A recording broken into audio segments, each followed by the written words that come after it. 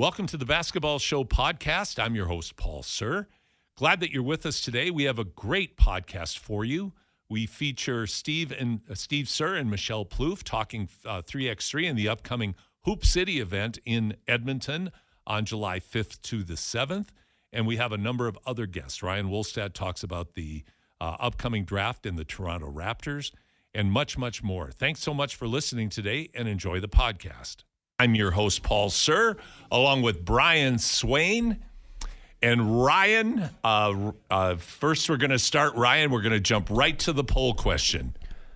Yeah, so in the spirit of finals, as you may have heard recently in Edmonton, there's some finals going on in the city for Edmonton, but it's going to be related to the NBA finals. Who was the best player in the NBA after these NBA finals? The options are Nikola Jokic, Jaylen Brown, Luka Doncic, and Jason Tatum. We already have some replies saying Scotty Barnes. I'm not sure about that one, but I like in spirit maybe Scotty Barnes, but probably not Scotty Barnes. Yeah, but that's a hopeful Toronto Raptors fan. We'll talk a little bit about the Raptors draft coming up on our segment at 11 o'clock when we welcome in Ryan Wolstat. We'll talk about what the Raptors are thinking about to improve their lineup for next year.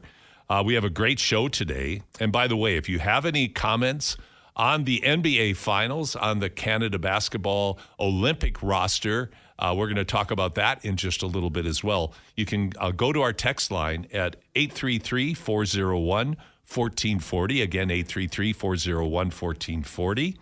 We have tremendous guests, as we always are fortunate to have. Our Stingers Report, we're going to talk with Jordan Baker. And this is a bit of what I call the Edmonton Superstar Day, because we have so many great international impactful basketball personalities from Edmonton, and we're going to feature several of them today. Jordan Baker, the best Golden Bear of all time, a perennial all-star in the CEBL during his playing career, now coach and GM of the team, along with Ben Krikke after his outstanding NCAA career down in the States in two very good universities. Michelle Plouffe, top women's 3x3 player in the world on the two-time defending champion women's 3x3 team from Canada. Steve Sir, the longtime top-ranked male player in 3x3, will be joining us as well. Our local community hero is Mubarak Suleiman, who's hosting the Battle League Pro-Am this afternoon down at the Expo Center. And we have a real treat with Jermaine Buckner, Ross Shep, great, tremendous NBA career at Richmond University, now an assistant coach with the Boston Celtics. He's gonna take us right into the locker room of the Celtics. So a tremendous show that we are bringing to you today. So guys, NBA Finals, were they a great finals, or are you glad they're finally open? What do you think, Brian? Or finally over? Finally, oh yeah. I tweeted this out last week. I think it was the last 20 days of the playoffs, there was 5 games played. Like, this just kind of disappeared off the map for me, I think. And it's probably part of it's probably to do with everything else we have going on in this city right now, too. There's a lot of distractions. But it's just these finals just didn't really capture my imagination for whatever reason. It felt like fait accompli after 3 games. It just kind of felt like you never really got again, kind of referring back to the Stanley Cup final here, you never really felt that Dallas was going to make a rally. And, to me, this is probably one of the least interesting finals that I can remember in a long time. And I think a part of that, too, is just how it started in the conference finals, really. It really was slow. And I'm glad they're over, because it took way too long. The lack of parity in the finals made the games less than compelling. It was great watching the Celtics organization build to this crescendo where they are now clearly the dominant team in the NBA. But I'm with you on it. They take way too long. It drags out way too much. And Ryan, you were at Game 1 in Boston. You're at every home Oilers game with your other role. He's at every championship event that goes on in North America. I think we have to you have to kind of go up. Going to the Euros tomorrow. Yeah, you've had an incredible number of personal experiences, but when you compare the NHL Stanley Cup Finals versus the NBA Finals, what are your thoughts? It's just that contrast we're talking about. It might hit a little closer to home since it is Edmonton as well. But of course. It's not particularly close this year for entertainment value. Even some of my basketball friends that aren't really that familiar with hockey are way more invested in the hockey than they are the basketball. And it just has to do with that competitive aspect. We actually got a text from Chad talking about the NBA Finals. He said the NBA Finals are very disappointing and was hoping Dallas would do more. And I think everybody was. Yeah, they were just so overmatched. It's interesting to see a team that overmatched in a 7-game series. We talked about this a couple weeks ago, how this playoffs were all about matchups. And I still think, and I kind of hope we get this next year, I still think a Denver-Boston 7-game series would be absolutely unbelievable with the way these two rosters are constructed right now. I would love to see that. This was just a bad matchup, just much in the same way that Minnesota was a bad matchup for Dallas. Yeah, no, you're 100% right. Matchups are everything in any sport.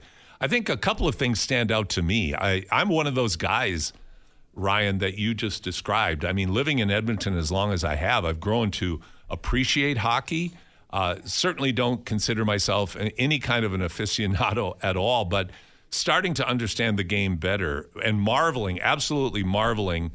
I think the hockey athlete is the greatest athlete in pro sports, in myself. Like what they do on skates, with a stick, with a hard little puck. It's 2 sports in one. Like 10. Like it's unbelievable what these guys do.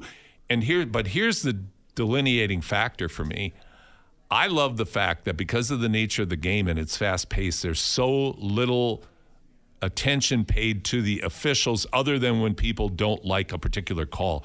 But what I hate about the NBA is the constant demonstrative griping and complaining on virtually every call.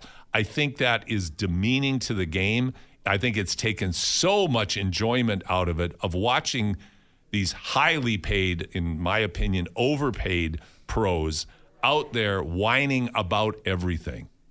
Is this Luka Doncic. Yeah, I was going to say, is this a general observation, Paul, or is this more about, because I think Luka kind of became the face of these playoffs for a while there, and then he became the ugly face of the playoffs because of the way he was acting, particularly in, I want to say it was Game 3. Yeah.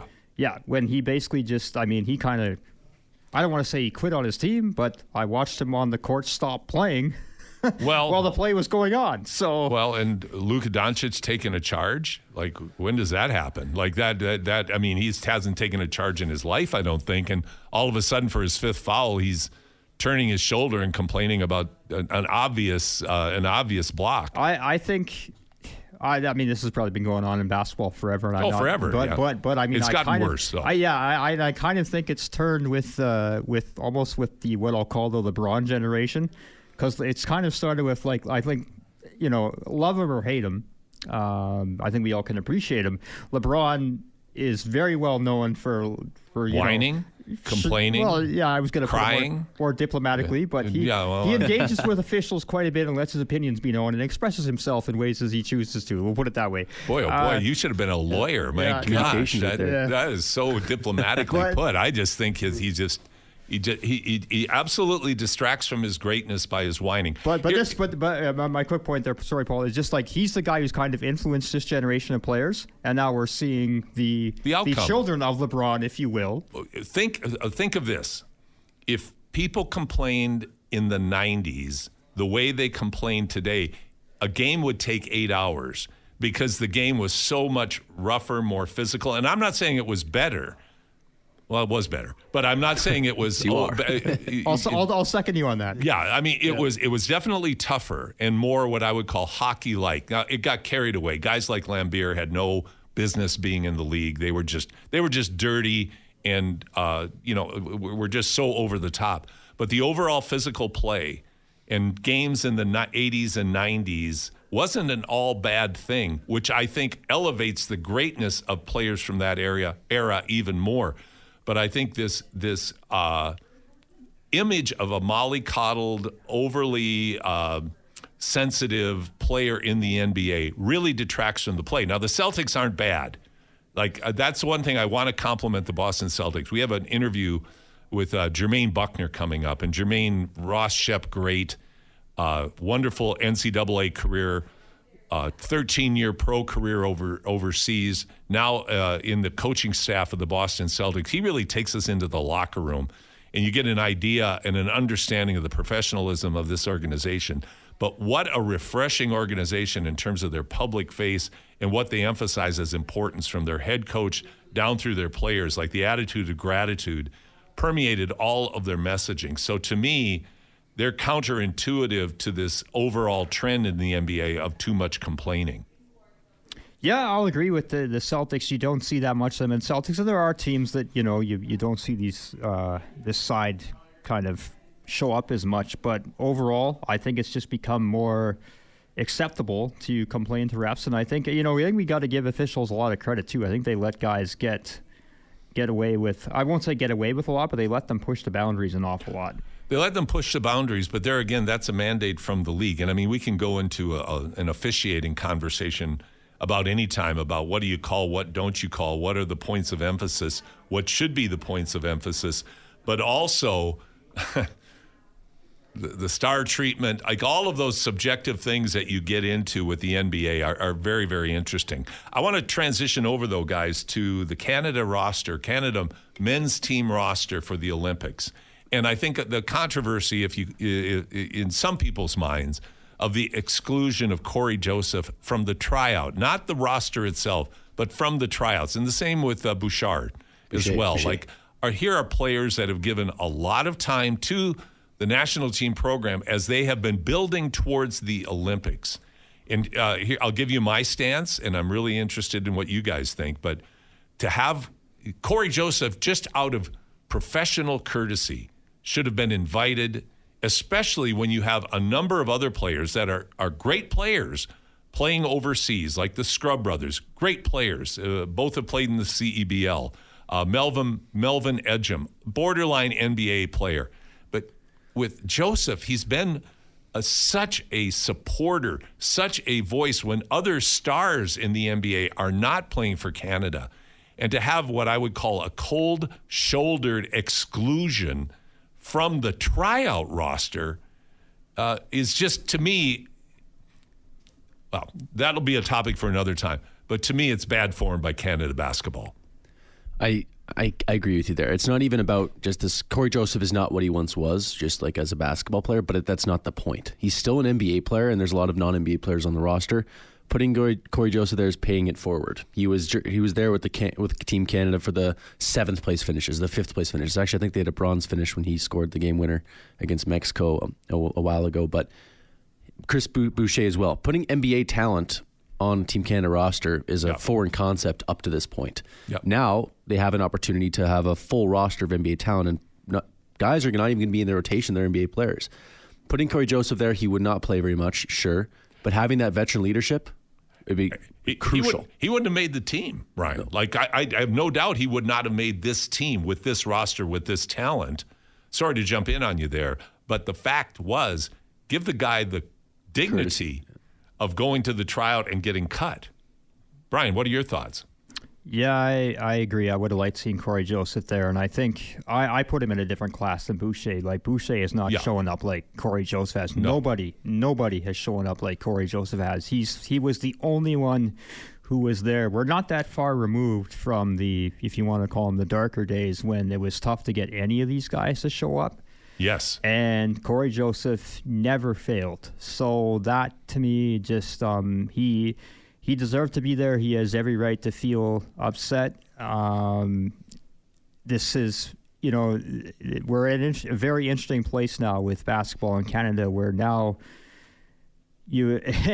how quickly it's turned from where we had to beg guys to come out before to now it's guys are being upset that they're not part of the team.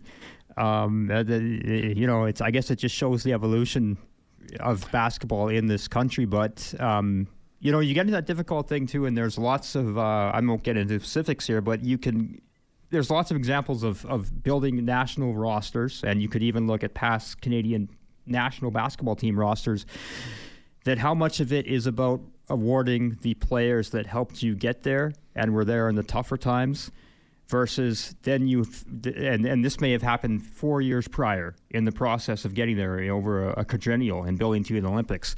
And then once you get to the Olympics, having the absolute best roster to compete for a gold medal. And that's a tough, it's difficult to serve both those masters. I don't know if you can. And so I'm not saying Corey Joseph deserved to be there. He deserved better than that. I felt pretty bad for him. Well, and I think it's indicative of the soul of your program. And I think that's what we're talking about now. Yes, to your point, Ryan, like you were saying, like you could make a case for Corey Joseph to be on the team, senior leadership. USA Basketball's done that with past Olympic teams where they've kept guys that don't play much, but they provide stability, leadership, perspective. And I think that's what Corey brings to a team and brings to a program. Well, he's the one who's been there in the tough times, and I think, like, what does it mean to a couple of these guys haven't even ever really suited up for Canada, maybe at the age group levels, but that's it. Like, what does it mean to them when they get in there and they're wearing their nation's colors and they're down 3 with 15 seconds left or whatever? Not that I'm saying that they don't care, but Corey Joseph knows what this journey means. He knows what the journey means. He's lived through the journey. He's led through the journey at a time when it wasn't fashionable and there was a lot of dysfunction within Canada basketball and its ability to attract the top talent for whatever the reasons.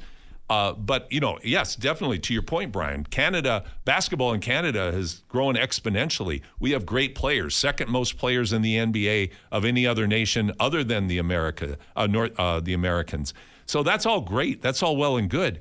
But I recall an interview we had when we were talking about the NCAA women's tournament, Caitlin Clark's phenomenon, and I forget the commentator's name, but she made one of the great statements. Don't kill the goose that lays the golden egg by getting a big head, starting to believe this is all very real. Stay humble. I think this is a lack of humility on the part of Canada basketball. I'd say it's a similar concept. I'd say Corey Joseph now to Caitlin Clark now might be a little bit different, but it's pretty different. It's still the seniorship. But it's a valid. It's a valid controversy. For sure. Clark's is a greater controversy, but I think in a different way. To your point. And to Corey Joseph's credit as well, he's been very professional throughout this whole. I don't think he said anything and he's complained about anything online. Chris Boucher, I think, posted.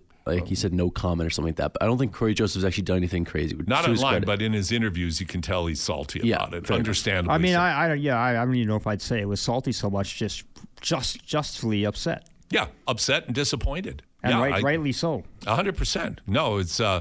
But what's interesting is, to me, that was the story because, and disappointingly so, and such an unnecessary controversy. Because you have so much talent there, and you've got the Gilgeous Alexander, you've got the Jamal Murrays, so you've got all of these great talents, and Canada is shaping up to be a serious medal contender this year going into the Olympics. So all kinds of things to be excited by. I think if we've talked about this before, but if I had to rank the teams in terms of their ability to medal right now, I would say they're at the top. Of the 3 teams going to the Olympics in terms of being in the thick of it. All 3 have a chance to medal, and I think have a chance to medal and be standing at the top of the podium if all things fall into place. They have that much talent, 3x3 women's national team and the men's national team. But exciting times for Canada and basketball in Canada coming out of this great Stanley Cup playoff, which Game 7 on Monday night will culminate, and will the Stanley Cup, Lord Stanley's Cup, come back to Canada for the first time in many, many decades. 1984, both the Oilers and Celtics won their championships 40 years ago. Wow. 40 years later. Wow. Do we have it again? Here we go again. Yeah. Those are the kind of things that happen that you just go, you can't make this up. 40 years ago, the Oilers and the Celtics won a championship. That was when, I don't know if you remember, Paul, Larry Bird and Wayne Gretzky made the cover of Time magazine. I do remember. Yeah. I do remember. But unfortunately, I remember many, many decades before that, too. I was on Time magazine. When we were our horses were getting in the traffic snarls, right? That's right. Yes, the covered wagons were getting in the traffic snarls. So great show coming up. Join us. Glad you're with us this morning here on The Basketball Show on Sports 1440. Welcome back to The Basketball Show, Sports 1440. And by the way, you can always listen to our program online at sports1440.ca or however you listen to your podcast, because we put podcasts out every week as well. So you can go back online and listen to interviews like the one coming up. I'm pleased to be welcoming Michelle Plouffe, the top-ranked women's player in the world, part of the Canada two-time defending world champion 3x3 team and getting ready for the upcoming Paris Olympics. Michelle, good morning. Good morning, Paul. Thanks for having me back. Glad to have you back on, and I also welcome in Steve Sir, the longtime top-ranked 3x3 men's player for Canada, who now plays and coaches for the Mongolian 3x3 program. Good morning, Steve. Morning. Thanks for having me. You bet. Well, guys, 2 weeks away, 2 weeks from now, we're going to be playing at the Fan Park in downtown Edmonton. Our 3x3, our Hoop City 3x3, second year in a row will be in the Fan Park where all the Oilers fans have been gathering, but in 2 weeks we'll have 3x3 fans. I'll start with you, Michelle. How are you looking forward to, or what are you looking forward to with the upcoming event here in Edmonton? Yeah, well, it's always my favorite event to play at home. So I'm just looking forward to being able to, get one last tune-up before we head to Paris. And obviously just playing in front of friends and family and people who have just supported our journey and supported 3x3 get a chance to watch live here in Edmonton. And, I think people are coming from out of town as well to come to the event. And so it'll just be lots of fun to see everyone and put on a show and, to see how the community and city comes out for not only the Women's Series, but the Men's World Tour and the Hoop City that's going to be going on at the same time. So it's just going to be a fun weekend for sure. Well, it really should be a lot of fun. And Steve, you're in the men's, obviously World Tour bracket, which is the top. Both are the Women's Series and the World Tour are the two most important and impactful events for each gender. But you have a really tough group of teams, don't you, in the Men's World Tour? It'll be a real strong tournament. That's the way that the World Tour is now, and it continues to improve every year. When I first came into the sport in 2017, you could count on there probably being one or two teams that if you got them in your pool would be an easier game. Now every Masters is loaded. There's always the top teams from all areas of the world. Asia's continued to get stronger. So the teams that come from that continent are always competitive. Europe's tough. The Americas are tough. And the great thing for the fans in Edmonton, like Michelle said, is this will be on full display on the women's side, on the men's side. People will get a chance to see how strong the sport has become, leading right into the Olympics, and getting a chance to see how all of the different countries and players from different areas of the world play, because there's similar philosophies and methods in 3x3, but there's always the specific flair or skill sets that come from different areas. So that'll be a great thing for all the fans that come out to watch, to have a chance to see firsthand and in person. I'm talking with Michelle Plouffe and Steve Sir regarding the Hoop City 3x3 event coming up. Both will be playing and participating. Both are Edmontonians, of course. Michelle, talk about how you got involved in 3x3 and how your path and Steve's path crossed in that pathway leading to your being so involved for the last few years in the sport. Yeah, back to the roots. Well, it was a lot of Steve. I mean, I was still playing with the 5-on-5 team up until 2018, and Steve, like he had said, started. Was it 2017, Steve? 2017. Yeah, 2017. Yeah. So I mean, we had watched for a couple of years, and it looked like a lot of fun. And we noticed, like, at the time, there wasn't a women's world tour going on.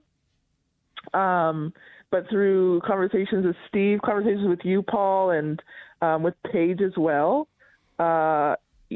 we, got wind that there was going to be a women's world tour, and I had never played 3x3 before. I'd played like Hoop It Up in the West End parking lot back in the day, but back in the day, not quite the same. So yeah, that was kind of where the seeds got planted, and then we just kind of went for it in 2019 and in putting a team together, and with help from you and from Steve, like just having people that were encouraging and also guiding us through like what we need to do and how to be successful on the court and off the court. And 2019 feels like a long time ago, but at the same time, it feels like it hasn't been that long, just because we've come a long way in terms of our success and how we play and how we think about the game. And it's been quite a journey, Paul. Well, I guess so. I mean, and now culminating with the upcoming Olympics. I mean, it really seemed, Michelle, and I'll stay with you on this one, is that seemed right from the start when you, your sister Catherine, Paige Crozen, who has been with you from the start, and then, of course, you bringing in Casey Bosch, also from Southern Alberta. But it seemed like you all really focused in on and said, we have a shot at representing Canada in the Olympics. And that's what you focused on. There was a huge disappointment with the Tokyo Olympics because of the way FIBA structured the qualification. That, though, got out of the way, and now you're there.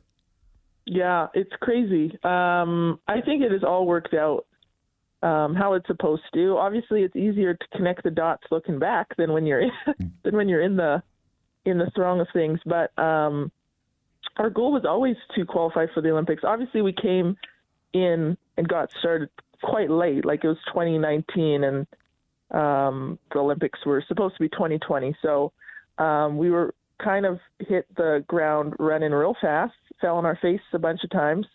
But our goal was always to qualify Canada for the Olympics. And obviously there's disappointments and setbacks along the way, but to have done it the way we have done it is just, probably makes for a good story. It does that. Waited till the bitter end to get in. But, I wouldn't have wrote it up any differently. I just think that we've probably become who we've needed to become along the way rather than just, hit the goal. I think the bigger picture is what we've had to go through. And I think that it's only made us better for it.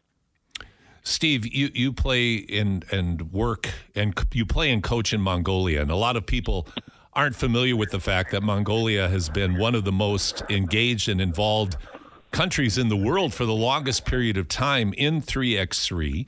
And, we've talked before on this show about your journey and how you got there. But now that you're there, the disappointing circumstances of the Olympic qualifier now behind you, unfortunately, because your team battled so hard to qualify and just fell a bit short. How do you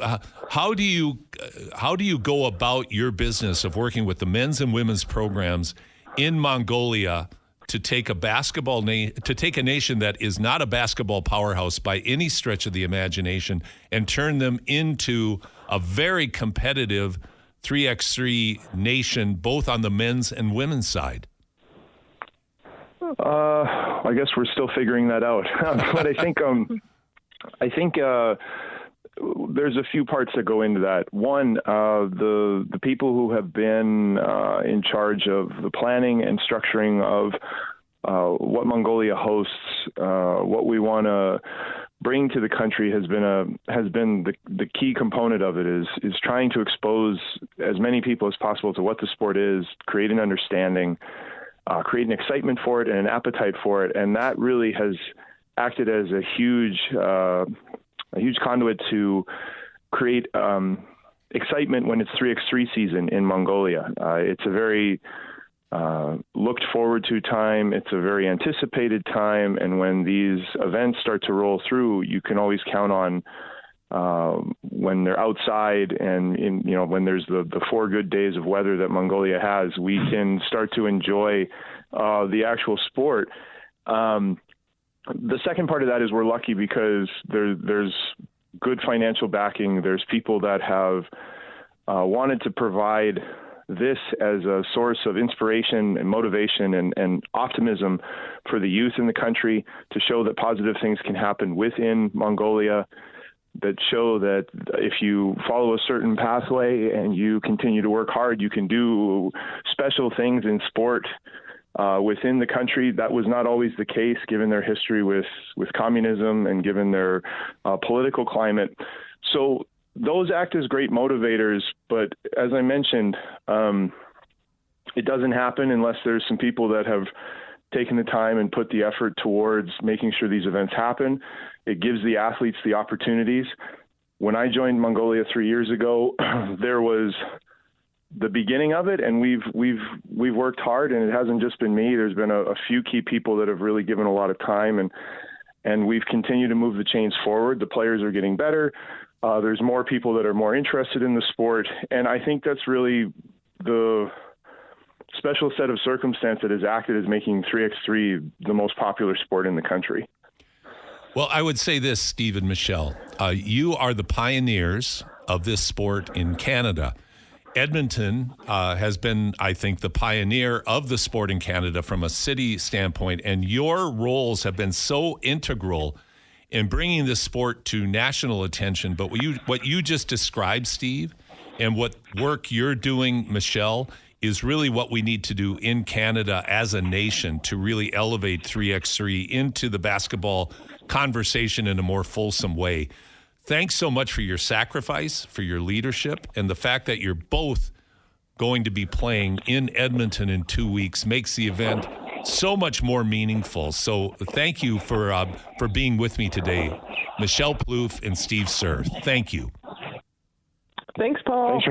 Thanks for having us. Michelle Plouffe, Steve Sir, joining us on the basketball show. And there's a lot that will be discussed about 3x3 in Canada after the Olympics are over. But we're really excited for the women's team to be able to go to Paris with the hope of really being in the thick of it, competing for a medal. There's every reason to think they will. They certainly have the ability. They certainly have the dedication. And it really could be a book on how Steve's men's Mongolian team didn't qualify for the Olympics and how close they really came. But they really are part of our local Edmonton superstar community. We're going to take a break right now, and we're going to jump to the NBA and talk about the upcoming draft, which I think is probably the least anticipated draft in a long, long time. But it's very important to this Toronto Raptors team as they try to rebuild to respectability. So we're going to be joined by Ryan Wolstat right after the break here on the Basketball Show on Sports 1440. Welcome back to the Basketball Show. I'm Paul Sir, your host, along with Brian and Ryan, and we are pleased to welcome in another Ryan Wolstat, NBA Toronto Raptor writer for the Toronto Sun. Ryan, welcome back to the program. Good to be back.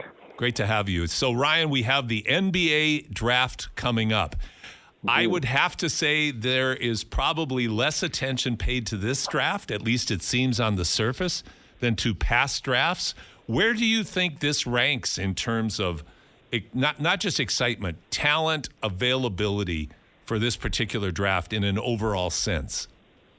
Well, it's had a bad rap for a long time. So I think when you get that bad rap, I think it's hard. I think you kind of get a bit underrated, and I'm not going to say that it's like probably going to be 5 All-Stars or a couple superstars come out of this crop, because the people that know it better than I do definitely don't seem to think that's the case. But I think maybe it's been,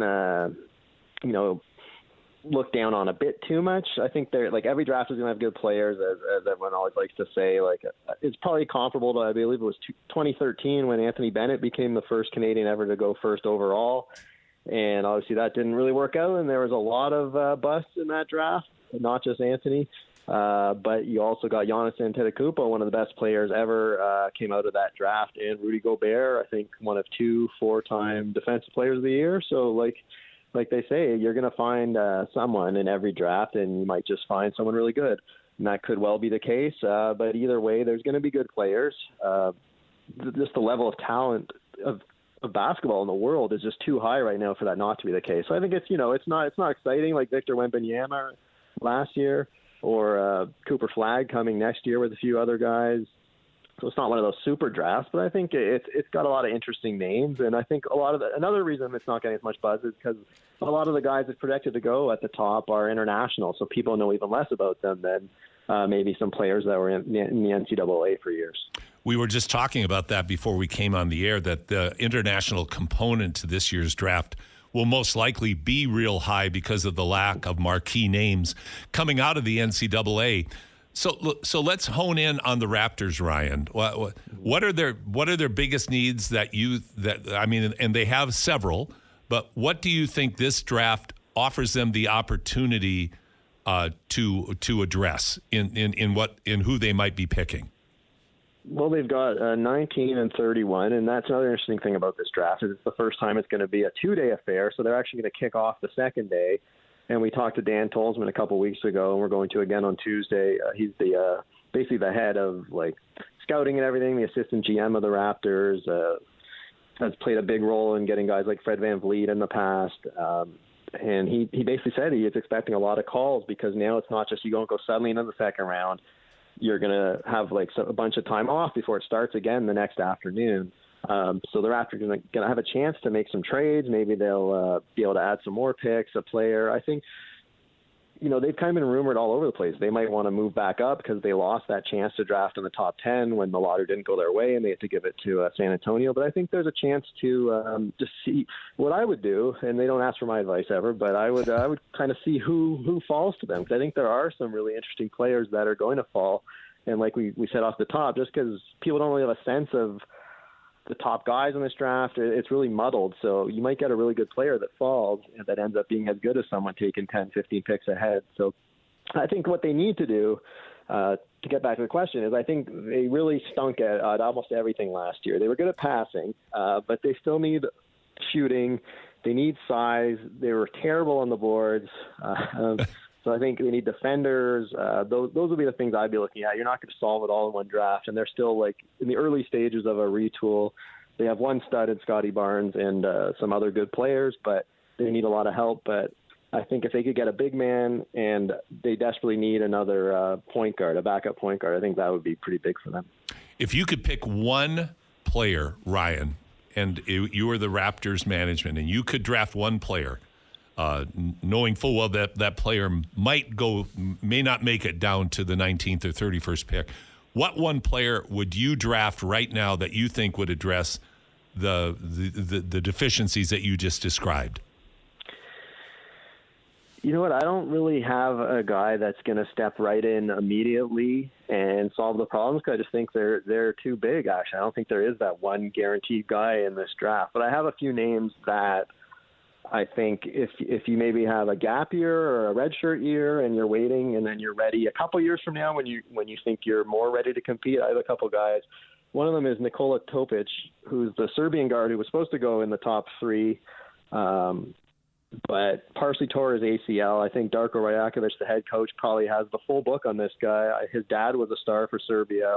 If anyone knows him, it's Darko, and he's going to slip because of that injury, but I think you have a chance to have an awesome guard with the size to play beside Emmanuel Quickley in the future. So he'd be a really nice fit. You'd have to wait, obviously, till he helps you. And in the same idea, not as good, but an interesting name to me at 31. If you're talking about you don't really care about this upcoming season, I like Juan Nunez, the young Spanish point guard who actually played against Canada, started. I think he was 19 or 20 years old last year at the World Cup and had 7 assists against Canada, had some nice games, and he's got some deficiencies, but he's another guy. He'll take a couple of years to come over from Europe, but he has a lot of upside. So I'd be looking at a play like that. And if you're looking for more help right now, there's Devin Carter, the son of Anthony Carter, who briefly played for the Raptors, is a really talented kind of two-way guard. And Isaiah Collier, the USC guard, I think is really interesting upside-wise. I'm talking with Ryan Wolstat, Toronto Sun reporter for the Toronto Raptors and the NBA here on the Basketball Show on Sports 1440. Ryan, you're describing the talent pool as I always find it fascinating because when you name like Antetokounmpo coming out of a draft where not a lot was expected. Jokic is a second-round draft pick. You really don't know where the diamonds are going to come from. And you mentioned Bennett and poor Anthony Bennett, really didn't belong as being a number 1 pick, obviously, but he was. And it probably hurt his career more than anything because of the expectations that were placed on a guy that just wasn't at that level. But For the Raptors in the upcoming season, you mentioned some of the deficiencies. Do you think there are a couple of the Raptors that, hopefully strengthened, developed, and I'm thinking particularly of Grady Dick in particular, because RJ, Quickly, I mean, they're good players. They're really good players. Barnes is a bona fide star in the making. But do you think that Dick is able to make a stride in his second year that will really help the Raptors? I think it's possible. I wouldn't have said it if you asked me about the first 2 or 3 months of the season last year, because he just looked completely overmatched. But it was really impressive what he did when he came back after they got him really going hard in the weight room. And this is still a young kid. He only played 1 year at Kansas.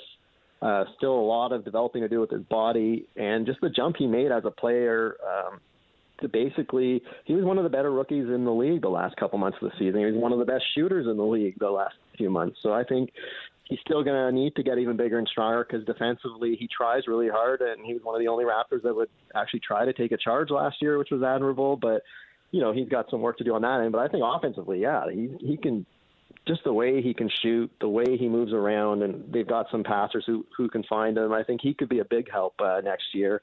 Is he ready to be a starter? I think that's going to depend if Gary Trent comes back or not. But, I'm not going to put anything past Grady Dick, because he, after really underwhelming early on, he definitely exceeded my expectations down the stretch. Let's jump over to the Canadian men's Olympic team. You wrote an article yesterday about the Olympic team. What are your reflections as we look at a team that is going to be loaded with NBA talent for the upcoming Paris Olympics? Well, I just think it's kind of cool that we're finally. I remember writing so long ago, like over a decade, about how Jay Triano and even Leo Roudens were thinking about one day, there would be a time when they just have too many guys trying to play. And we all know for how many years guys, just the best players wouldn't show up. First of all, there weren't as many great players as there are now from Canada, obviously, but also the best ones just really, for various reasons, often didn't show up. But now it's like they have too many. So that's the first thing. It's just like you're going to have to cut. Like, you don't even invite Corey Joseph, who has done so much for the program, played so many times. I know there's some other stuff going on, like he's past his prime, and maybe they didn't like the way he bailed last minute last year when they could have really used his help. But, you're talking about you're going to have to cut some really good players that have helped the team in the past. And that's really interesting. But I think if you add, we all saw how well they played last year at the World Cup, how great they were offensively with as well a couple of defensive stoppers in Dylan Brooks and Lou Dort. And now you're talking about adding, if they're 100% or close to it, Jamal Murray and Andrew Wiggins are, one guy is one of the best big game players we've seen in many years, can score with anybody. And you're just going to add that. You already have Shea Gilgeous-Alexander down the stretch of games. Now you're going to add Jamal Murray in a tight game, and that's one heck of a boost. And if Andrew Wiggins is back and healthy, he was arguably Canada's best player the two previous times he played in 2015 and 2021. So no one's expecting him to be that, but you got a two-way wing to add to that group. I mean, that's a really good team, plus the other guys that are coming aboard. So I think Canadian basketball fans have to be really excited, because we have never seen anything close to a team like this, as good as this. And there's going to be high expectations, and there's going to be some jitters, but I think it's really interesting to have a team that has a shot, hasn't been to the Olympics since 2000, and has a legitimate shot at competing for a medal.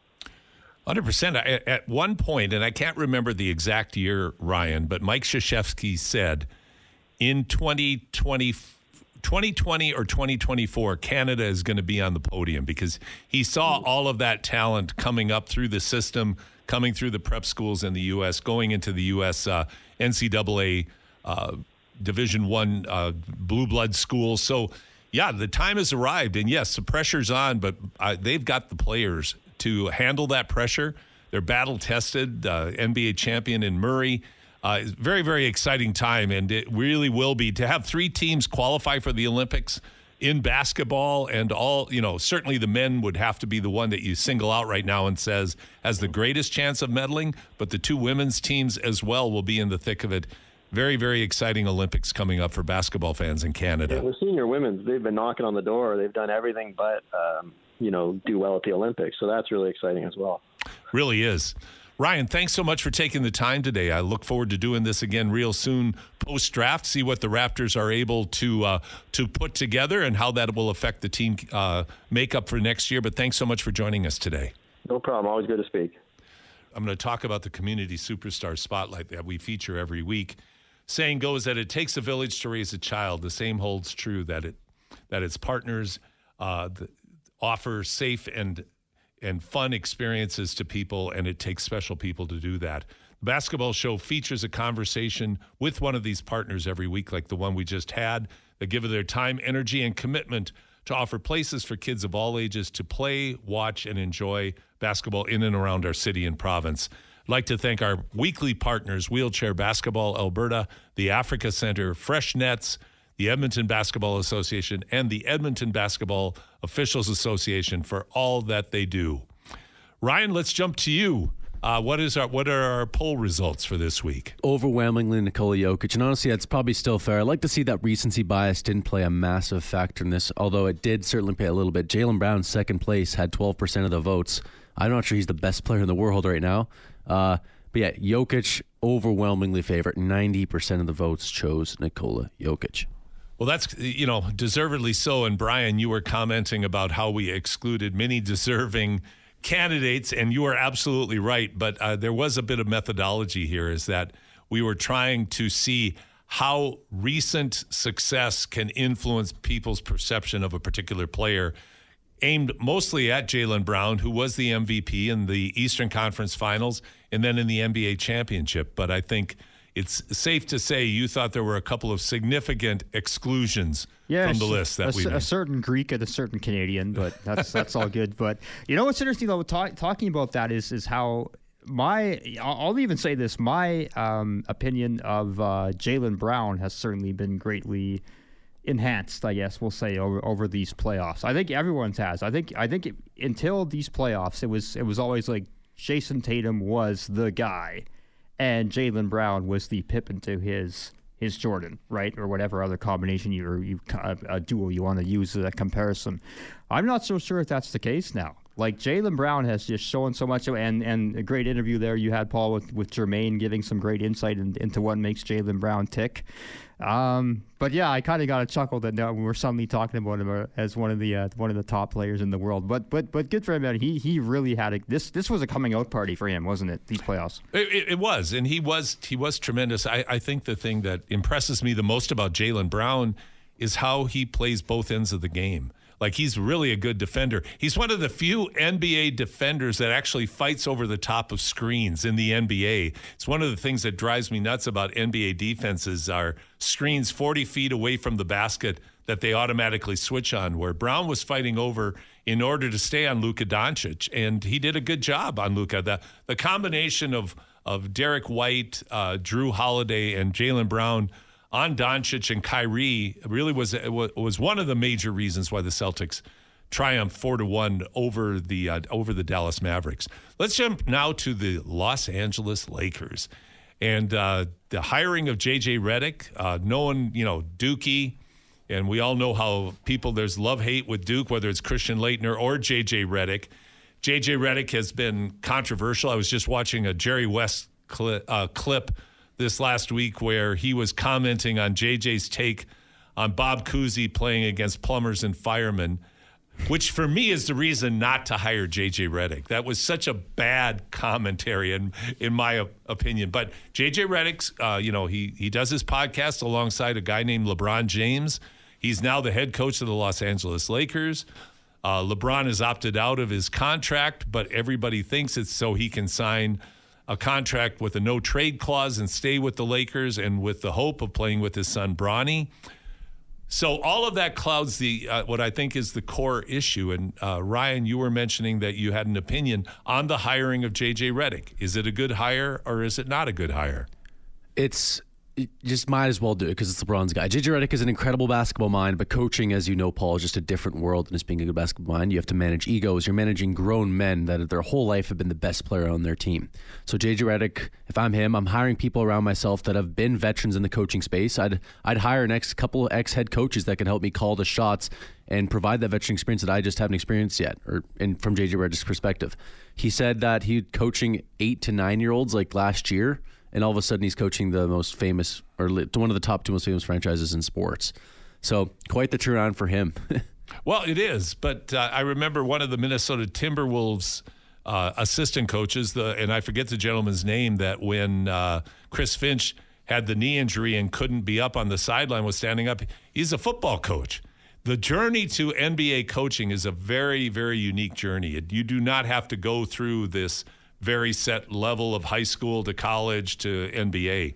What are your thoughts, Brian? Yeah. Well, yeah, look at Jermaine. I mean, his story is extremely interesting. And by the way, you can listen to the whole interview on however you consume your podcast. It will be posted on Monday, but I'd strongly recommend that you listen to the entire interview that I had with Jermaine, because there's so many interesting things about how his journey ended up with the Celtics. So, Brian, your take. Good hire or not for the Lakers? Boy, I'm looking at the clock here, Paul, wondering if I should even get started. Well, this hire, I'll say this hire is obviously being made with LeBron James in mind, I think, right? Like, if LeBron isn't on your team, is this the guy you're hiring as your coach? So you're tying your wagon to what is he, 38, 39 now? He'll be 40 next year. 40-year-old LeBron James. You don't know how much he's got left. So basically, you're hitching your future right now to a guy who's about to turn 40, and in a very, very tough Western Conference where you couldn't even get out of the first round last year. So as I look at the team as it's currently constructed, I don't know how it's going to contend. And now you're doubling down on building around LeBron as your center. And LeBron is amazing for his age. Like, he's unbelievable. But I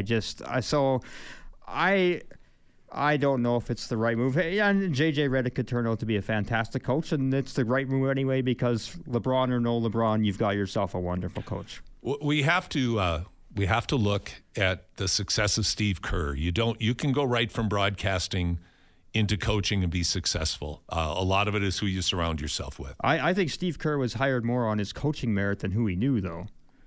Oh, yeah.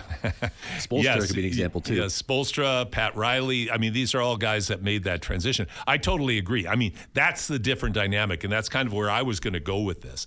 The dynamic here is you're taking a guy's podcast partner and making him the head coach of your team, and also trying to construct your contract. And most likely, his stated goal was to play in the NBA with his son, who was, by the way, not even a starter for USC this past year. Not that Bronny, I mean, he had his heart issues, and our concern always goes out to him that we hope his health is great, and we hope he has a wildly successful career in the NBA if he's good enough. But the numbers don't bear it out, but the numbers don't always matter when you're making decisions. Something I saw online from Bill Simmons was a take about Bronny James for the Boston Celtics. He said, for the Celtics, there's nobody in the draft this year especially that's going to jump in and play right away. With their first-round pick, what if they just drafted Bronny and just held him hostage? That was his take. And it's like, well, if you want Bronny, give us Christie. Like, just give us a player that we want.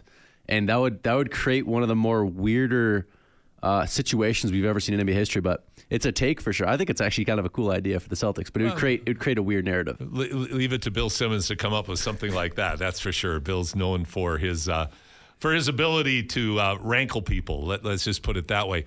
We'll have to wait and see. I'm not a big JJ Redick guy. I think his podcast, he's a good broadcaster. I just don't know how he's going to make the transition in there. Is he a good coach? Does he relate to the players? He looks like an arrogant dude to me, but that's me just interpreting what I watch in terms of his persona and personality. Basketball mind, I mean, he was a great player at Duke. He had a real solid NBA career, although Jerry West, I loved his take when he said, what did J.J. Redick ever do? They never put him in the game to win basketball games. He said, I was a great athlete when I was playing, and I won basketball games, and I got to the NBA Finals. He was not a big fan of J.J. Redick's. Let's just put it that way. But it'll be interesting. It's certainly part, though. The Lakers have an interesting business structure, and I was reading about this past week. The Lakers don't have the resources, even though people associate LA with excessive wealth. This is the only business that family that owns that entity has. That's how they make their livelihood, where so many franchises in pro sports are owned by multinational, large, multi-billion-dollar corporations, and this is a side interest, a side hustle, if you will, where the Lakers, that's their business. That's their ownership. So, yeah, we'll see. The Lakers are going to be interesting. They have so many, you talk about the Raptors, similar to the Raptors, they have so many gaps to fill to be a contender with that team, and they've hitched their wagon to Davis and to LeBron and now to J.J. Redick. It's going to be interesting. Do you think does this qualify you as an NBA head coach candidate, Paul? I could be. Not that I will be. but again, though, it comes back to, in the NBA, the journey is just very, very different. Brian, if you were going to hire one guy right now to be your head coach of your NBA team, who would you hire? Oh, my God. Even, and I'd ask both of you guys this, even if you could pick from existing, coaches who already are coaching in different places. Charles Barkley. Charles Barkley. By the way, I was watching videos of Charles Barkley as a player yesterday. And if you haven't Googled Charles Barkley in his prime, you really should. I remember one year when they talked about, and this is it, Michael Jordan at his peak, total number of dunks over the course of a season.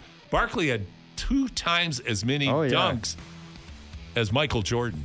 He was a beast. Charles was the man. He was the man. Well, you guys are the men, and thank you so much for being here today. Ryan and Brian, thank you for being with us, and most importantly, thank all of you for listening today. Enjoy the Game 7 of the Stanley Cup. Let's watch for the NBA draft, and we're looking forward to next week already. Have a great week on and off the court, and in tribute to my son, Ben, be kind to others. Tell the people in your life that are most important that you love them. You can never say that too much. Have a great week on and off the court. Thanks for listening to The Basketball Show on Sports 1440. Thanks so much for joining us today for the Basketball Show podcast edition. We'll be back again next week with great guests. Have a great week on and off the court.